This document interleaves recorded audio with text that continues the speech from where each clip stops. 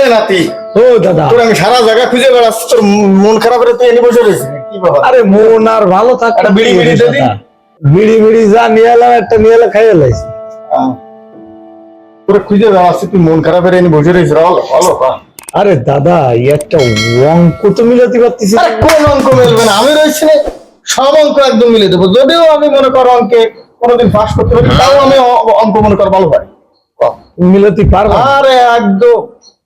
আচ্ছা দাদা, হ্যাঁ, আমার একটা প্রশ্ন আছে। বাহ, কথাটা হচ্ছে কি, এই যে 17 বছর এই আমলিক সরকার দেশ চালায় গেছে, এ তো অবৈধ সরকার। ডাইরেক্ট অবৈধ, প্রকাশ্য অবৈধ, 3 নম্বর 5 নম্বর অবৈধ, 100% 100% অবৈধ।